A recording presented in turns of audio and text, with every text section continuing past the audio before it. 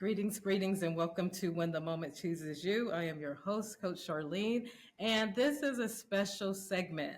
I am at my 23 years of purpose retirement celebration.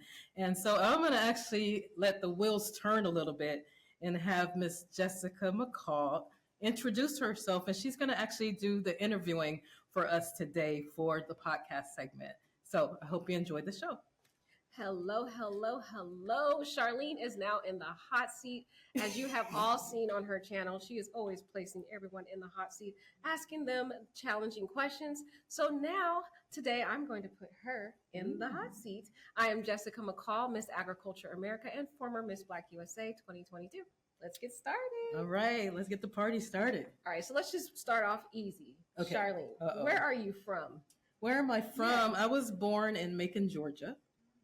Yes, and I grew up in Cleveland, Ohio. Oh, so you have that Southern belle. Yes. Okay, good. Yeah, a lot of my people are still in Georgia, Macon, Georgia. So what brought you to California? That's a far travel. Oh, that's a long story, but let me shorten it. Okay. So when I was in high school, we didn't have money for school. And so I was walking to the mall one day. So this is when I was in Cleveland, Ohio. I'm walking to the mall one day. And then I saw this big sign, $25,000 Army College Fund. And so it was about 3 months before I graduated. There was an early entry program. And so I signed up for the Army. Wow. I did. I signed up for the Army. And then I didn't really tell my parents until probably about a week before it was time for me to go. Wow. And so my first station was in the Presidio of San Francisco. And so that's how I got to San Francisco. I went there and I served for 2.5 years and then got out and then wanted to pursue my nursing career. Wow. How did your parents feel when you enrolled in the Army, girl? That was cold-blooded. I really should have talked to them, but I think they might have talked me out of it. And so I don't even know why I kept it a secret, but I just knew it was something that I needed to do because everything that I was seeing around me was not what I wanted. And so I wanted to do something. I graduated number 8 out of a class of 250. Oh my goodness. But there were no scholarships. There were nothing there for us. And so I joined the Army, and that took me on my path. And I was a 91 Alpha, which is a medic. And then after I got out of the military, I challenged the board and became an LVN, and then applied for USF and got my bachelor's. And then recently in 2021, got my master's. Wow, that was a lot. Let's give her a hand. Wow. So you said you were a medic in the Army. What drew your attention into was that your introduction into the health industry? Or? Yeah, I think the inspiration came from my mom. My mom was like an LVN, and so I would always see her in her white. She used to wear white, and she'd go take care of people. And I think that's my inspiration, because when I was a kid, I was like, okay, I want to be a flight attendant or a nurse. And obviously, a nurse won. Yes. Yeah. Yes. That's amazing. So I've seen you as a strong woman. What has built that strong character inside of you? Was it from the Army, or was it something from your childhood? I think my parents had very strong core values, and they loved God with all their heart. So I really think my foundation comes from God, who is the God of love. And that's where I get my love source from. So I think that's where it is. The military, of course, it teaches you discipline. I had never done a push-up in my life. And after I left, I did like 60 push-ups. And the reason why I did 60 is because, if you guys all know, I'm smiling all the time. I can't help it. And I think I deal with stress sometimes, and I smile a lot. And so when I was there, it was a little short drill sergeant, and he was ugly. And, and he would always get in my face, and he go, "What you smiling at, Private?" And I'm like, I bust out, and I start laughing, and then he said, "Drop and give me 10." And so I had to keep dropping, and then I couldn't control my laugh. And then finally he said, when I laughed, and I was like, and then he said, "I want the whole platoon, all 35 women, to drop and do 10. And I was like, oh my gosh, they're going to kill me when I get back in my barracks. And so I got it together quick, because, they don't know anybody. We just like bonding. So that's probably how I got to be fit. Went from 1 to 60. Now, confession, how many of them push-ups can you do today, girl? Today, maybe 2. That's good. That's better than me. So, when you were in the Army, when did you birth this passion to want to help individuals? Because we're going to get into that a little later, but did you start to already have this mission and boiling passion to want to help the individuals around you at that time? Yeah, I don't think so because I was extremely shy. What? Yes. Wow. Nobody believes me, but I was like super shy. Like going through school, I mean, I had to do one speech for 5 minutes and my whole jacket was wet. I'm telling you, I was clinging to the podium. It was horrible. I was horrified of getting in front of people. And so at the church that we used to go to at CCC, they did this encounter. And so the encounter, I went through that. And that's kind of where I believe that I recognized that I had a voice and I needed to speak. And I got a passion for touching lives. And really, me and my husband, Don, we teach about vision and destiny and purpose and stuff like that. So that's been like a whole lifelong journey for us because Don is always preaching about purpose. So that's just kind of what our gig is. And it's important because I like how Miles Monroe said, he said the greatest tragedy in life is not death, but it's life without a purpose. Wow. And so if you don't know why you're here, then you're going to wander around and do whatever, go from thing to thing, place to place, relationship to relationship, and you still will be empty on the inside. So I think that's what it is. It's really that spiritual foundation. When God places his hand on you and he calls you, then you have to respond to that and say yes. That's amazing. Yeah. So let's take a little bit back. So in the Army, how many years did you serve in the Army? I only served in there 2.5 years because I got out early on purpose because I really didn't want to do a career thing. Yeah. I needed money for school. I'm just being honest. Yeah. And so when they gave me the money, then I was able to get out and then start my journey. And is that when you decided, okay, I want to be a nurse? Yep, that's when I started doing my prerequisites and all of that. And since I was already a 91 Alpha in the military, I was like, well, I'm in the medical field, and it was really great. I used to work at Letterman Army Medical Center in pediatrics. Okay. And that was so awesome, but it was so sad at the same time. So that's why when I got out of school, I wanted to do the NICU, the neonatal intensive care unit, because you get to take care of people's babies while they can't be there. So that's why I loved the NICU, because I felt like I was like standing in the gap for that parent that unfortunately had to go to work. And so I could be there and just nurture their little peanuts. So that was a passion you developed when you were in school, when you had an experience. Can you tell us like a short story of like one experience that just like built this passion to you that made you think, okay, now I want to be in NICU? I think it was just innate. Like I tried to do adults. I did when I was a nursing assistant. I tried to work in a skilled nursing facility. I worked like that, but I didn't have the same like passion that I did. And then when I went through the rotation for the NICU, that's where it was like, ooh, this is really cool. And that's really what did it. And one story I'll share. I hope I don't cry on this story, but this solidified it.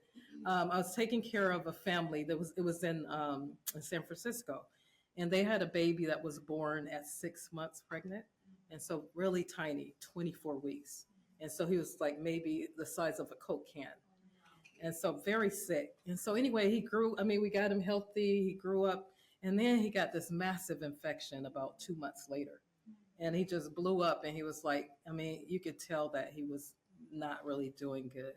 And so I had connected with this family and made such a relationship, a bond with the family. So every time I came, she said, can you please take care of my baby? And so I took care of the baby the whole time. And then we got to the point where he was not going to recover. And so the doctor was like, well, Charlene, we gotta take him off the ventilator. And I was like, oh my God, are you serious? And so I had to call her because I called her and she called me back and she said, Charlene, I can't do it. She said, can you do it? Oh, no. And I was frozen because you guys, I was 7 months pregnant. Oh. My baby was moving on the inside. And here I am getting ready to. So when she asked me to do it, I dropped the phone and then I kind of ran into the bathroom. And then the social worker, she came and she was like, "You're okay?" I was like, "Yeah, I just need a minute." And then I just started praying to God. I was like, "Lord, this is so hard. Like, how can I help her baby dying when I have my babies just kicking in?" And so I was like, he said, "Just help her usher the baby back to me." That's all I needed to hear. And so I went, and within like 20 minutes, I start singing worship to the baby, and then he slowly just stopped breathing. And then I had to call mom and tell her. And so the connectedness that nurses have with families and with patients is priceless. Yeah, you want someone that's compassionate, that's full of love, that can stand in the gap when you can't. Now, that was a really huge ask, Mhm. but I'm so glad I did it because I think I would have regretted it if I would have said, no, I can't do it. Because I think that with God, we can do anything. And Amen. so Amen. that love, she'll never forget me, and I'll never forget her. Wow, Yeah. that's just so beautiful. Yeah. So now you have this new passion, you this impactful experience. What led you to Kaiser? You figured out what you wanted to do. How did you this path lead you down to Kaiser? Yeah, I think where Kaiser came into play, I used to work for UCD. I was at UCSF first, and came to UCD because God called us to Sacramento. Kaiser had 8-hour shifts, and UC Davis had 12-hour shifts. You were looking for balance. Well, it was because I was pregnant with Nehemiah, Mm-hmm. and so I was struggling physically to be up for 12 hours. Yeah. And so that's why I started researching, and then I filled out my application, and then thank God I got an interview with Grace Fonto over there. Okay. And she was, interviewed. It went great, and she like hired me on the spot, and I was like, oh my God! I called down. I was like, well, I got a job. That was quick. And so it's been really great. Like I would say, like my 23 years have been amazing. I have made it purposeful. And so I think what happened though, around year 16, I think it's around 16 or somewhere like that, I started kind of to lose passion a little bit. Okay, you going way ahead of us, girl. Slow it down. Slow it down. Before we get to that part, because we were going to ask that question. Okay. But what led you from you got into Kaiser? What led from you being a nurse to then segueing into being into management? Did you have a strategy? Did you have a goal when you came to Kaiser? I did not. Okay. I did not want to be a manager or an A&M or any of that. So I love NICU, and I used to go to deliveries. I mean, that was like my adrenaline. I loved going to see babies' births. That was just like my gig. And so, no, I was not looking for leadership at all. But my director at the time, Joni Wethridge, she kept like calling me in the office, and she was like, "You need to do leadership." And then Gail kept, "You need to do leadership." And so I knew it, but I didn't want it. And so I knew that I was already equipped to be a leader. And so I finally just surrendered and did it. And it was really one of the best decisions of my life. Now, during this time, was this a period in your life when you had already found your voice? And were you impacting people at the job during this time? Not really at the job. I was just doing my job, doing my thing. I mean, of course, I love people. So I had really great relationships with all of these. I see Della right there. She retired some years ago, but just really love people. So I had great relationships. And then we used to do like a spiritual prayer breakfast, and we go from house to house. Wow. And then we would have breakfast and then just pray with each other, just supporting one another, just being there for one another, because it's not easy work. Now, when did the prayer breakfast start, and who incorporated that? Was that something already established within Kaiser? No, we started it. I started it. Me and Marietta, actually, we were talking in the nursery one day, and she was like, "Can you teach me about the Holy Spirit?" And so I started teaching her about the Holy Spirit, and then we were like, you know what, we need to do a prayer breakfast. And so we did, and that's where it was birthed. And then we used to do it every month for a long time. Yeah, after COVID, around COVID is when it stopped, because, we had to close. Now, what made you find it was a need to have the prayer breakfast? You said you only worked 8 hours. Was there a period when those 8 hours expanded? No, only if you wanted to. Yeah, in employment, if you work over 8 hours, that's because you choose to. Like I could say I want to work 16 hours today or 4 extra hours. So no, just I wanted 8 hours because 12 hours was too hard on my body, especially being pregnant. That's the reason. why I wanted the 8 hours. Okay. Now, when you got into management, did your workload change, or did you have more Absolutely. responsibility? What kind of? Yeah, I had a lot more responsibilities, some that I cannot speak of right now. But it's very different. So when you think about being a nurse, I'm there for the patient. I'm giving my all into whoever I'm taking care of. As a leader and you become an assistant nurse manager, now my focus goes on the people. It goes on those nurses that need support. And so that's kind of where, and I loved that too because I love people. And so I had great relationships. Still, I have great relationships with literally everybody that I work with because I know that I'm called to people, and I love people. I can love people that don't love me. Yes. I can, and that's just who I am. And I think that all of the ones here know that I always come around and say, "Good morning, you guys. You're loved and appreciated." Yes. Or whatever. I'm always like trying to release love because it's so toxic sometimes in the environments that we work in. So with management, it's very different. There's a lot of different initiatives coming at you. There's a lot of time constraints. There's a lot of, I mean, it's just really a lot. So if you're going into leadership, you really can't go into it for the money. You got to go into it for the people. Yep, that was really what kept me the people. It wasn't all of the other stuff, but it was the people. Now, you say the people. Did you find yourself absorbing a lot of the things that other people were going through because you are the manager? Did you take on more of the weight of other individuals there? Well, yeah, definitely. In the beginning, I did take it on, but then I had to learn that I walk in undisturbed composure. And what I mean by that, you have to put a shield around you because you want to make sure you're still showing up your authentic self. Yes, yes. And I want to always represent the brand of peace and the brand of love. But sometimes when things are going on, you're ready to just go south. Yeah. And I didn't want to do that with my brand because my people were too important for me. And I wanted to example that even in the midst of this chaos, we can still bring peace and we can still bring love. And I can still love someone even though they're being unlovely. Now, how did you get to that point, though? Because That's spiritual. That's a God thing. Okay.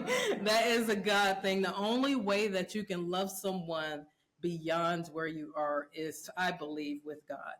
It's the only way. When I was a nursing student and I had that patient call me the N word. Yeah, she told me, she said, "Get your hands off of me, you N." And I was blown away, didn't know what to do. I was young. And then Satan over here said, "Put the pillow over her head."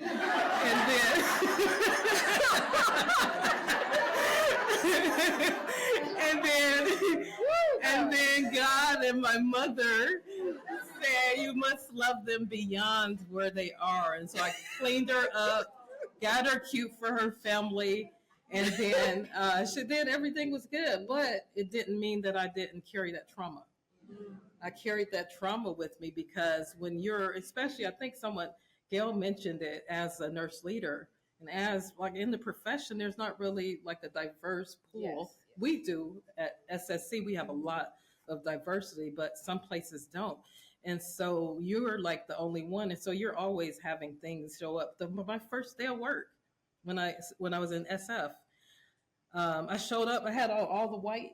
Can tell me I wasn't a nurse. I had my white clogs on. I had everything on, and I get to the floor, you guys, and then I'm putting my stuff away, and then the nurse taps me on the shoulder, and she goes, "Oh, you must be our housekeeper." And she did it on purpose. Didn't. I knew she did it on purpose, and I said, "No, I'm actually your new employee." And she's like, "Oh, okay, the report room's in there." And so that was my welcome to nursing. Wow. So I knew I had a fight on my hands, but I just did me. I just did what I had to do, take care of the families, and that's really what I was about. It's just recently where I found my voice and began to start speaking against that. Wow. Did there ever become a point in your career where it just became too much? No. Where you just... not too much, but I got to a burnout point. Okay, yeah. Did you ever come to that point? Yeah, I did. 2010, I remember it. Because in 2010, I was irritated underneath. There was unrest in my spirit. Just all of that was going on. And so what the organization did, they brought in Caring Science. Oh. And Caring Science is by Dr. Jean Watson. And so it's a way of caring or a way of being while you're doing. Because, you can take temperature and all of that and still not be present. Yeah. a lot of people do it, unfortunately, if they haven't done the work. So that's kind of where that came from. And so Caring Science, I became a Caritas coach, a heart math trainer, a healing circle facilitator, all of those things that minister to the healthcare worker. And so that's kind of where I really start showing my creativity. I helped develop a curricula called the Caring Science Academy, and it has absolutely transformed staff's life. And we had one lady that was getting ready to commit suicide. She went through that training and she's thriving and she's doing beautiful. So I noticed that God was using me with writing curricula and being very creative and, things like that. So I wanted to start doing that. Yes. But when that came in, that gave me hope. That gave me something else to do. I saw that I was really good at actually facilitating the sessions. And then that gave me some more to stick in there and stay. And that really helped change the trajectory of my career, because that's when I recognized that, you know what, you need to be coaching and you need to be facilitating. You need to be doing trainings and things like that for our people, our healthcare workers, because they work so hard and there's not enough programs for them to do them. And so that's literally why I retired, because I want to create programs for healthcare workers so that they can be filled back up and then go back into the workforce a little bit stronger than they were before they came to my session. So is that when you decided to retire, or did you already knew you were going to retire? I knew I was early. Retire. I knew I was going to retire in probably about 2015. That's when you said, girl, I'm about to retire. Yeah. I don't know. It might be earlier. John might have heard me complaining earlier than that, but that's when I can kind of remember, because that's where the, I don't know if you guys know what I'm talking about, but that unrest. Yes. That uneasiness, it starts eating away at you, but you keep ignoring it because we're too busy. We're grinding. And so just to stay in the grind. I stayed in the grind, and then that just kept getting diminished, although I kept saying it. And then, the interesting thing is during Coach Al Hollingsworth, we went to a vertical leap. I think it was 2013 or something like that. And so there was an entrepreneur's credo that the kids learned. And I learned that credo and I recited that credo every day until I had the courage to take the risk, because it's very empowering. If I don't think I remember it now, but it says something like, I do not choose to be a common man. It is my right to be uncommon if I can. I seek opportunity, not security.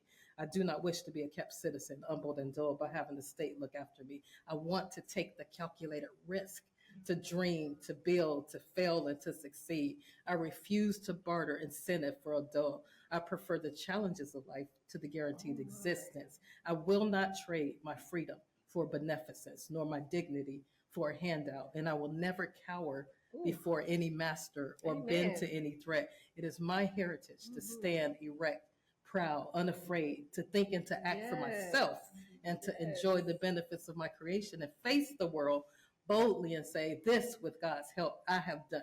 And all this is what it means to be a kingdompreneur. That's all.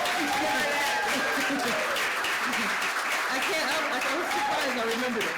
Oh, you are amazing. Now, that was what bossed the movement. Was that a confession that you did? Yeah, it's a confession. So we teach the kids at 9 years old and up that confession, because it's not easy to take risk.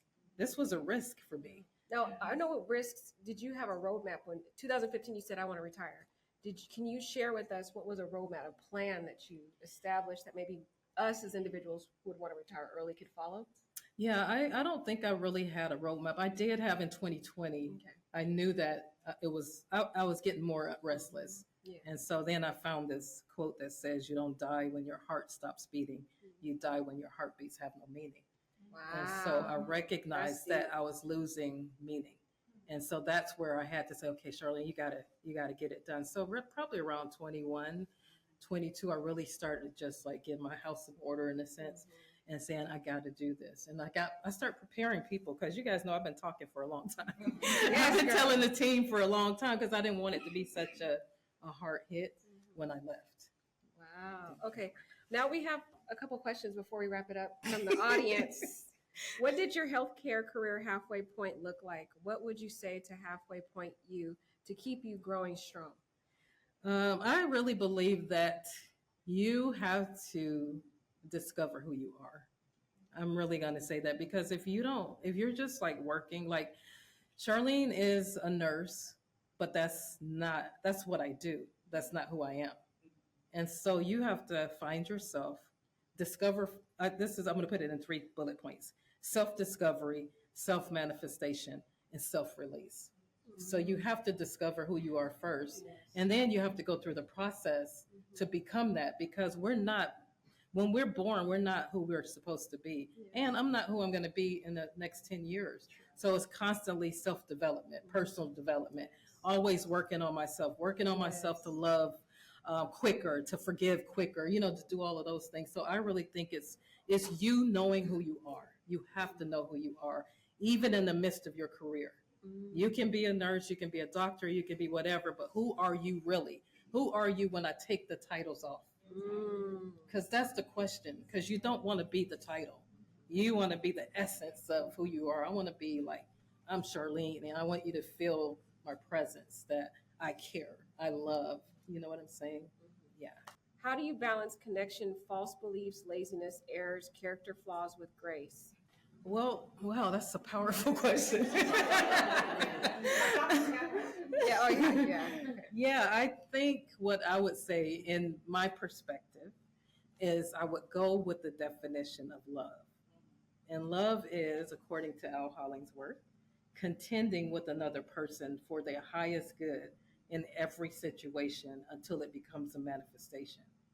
And so that means that if I love someone and they got a bad attitude, I am going to check you because I love you. I don't want you to stay the same. So that's that really just confronting that. And will they accept it? Maybe not. But I'm going to at least love you enough to tell you the truth. And I think that's probably how I handled it. Some people are just challenged. And so you give grace because I would want someone to give grace to me, but I'm not going to let you act up either. Because I think we owe it to each other. We owe it to humanity. If you got a bad attitude, I need to try to help you out there because I love you. Now, if I don't care about you, you can just keep doing what you want to. But those that really I love and I care about, I like that definition because it's almost like I like how he explained it. It's like you can't keep giving your kids chicken nuggets every day. You got to give them some spinach and some stuff. And it's the same thing of how God deals with us with love. He ain't going to just let you have it your way. Exactly. You think you can have it your way. But really, he contends with us. See, you know what, Charlene, you got a bad attitude today. Get it, check it, get it in check. You know what I'm saying? So that's how I would answer that. I have one more question. What's your goal after retirement? What's your impact? My goal after retirement, I actually start working on it before I left. So I have already established a company, and it's called the Wellness Whisperer Coaching and Consulting. And I plan on really designing experiences for healthcare workers. Yep, nurses, physicians, whoever would let me come speak life. That's really who I want to do because I saw so much transformation happen. And so I've been creating programs probably the last 6 months.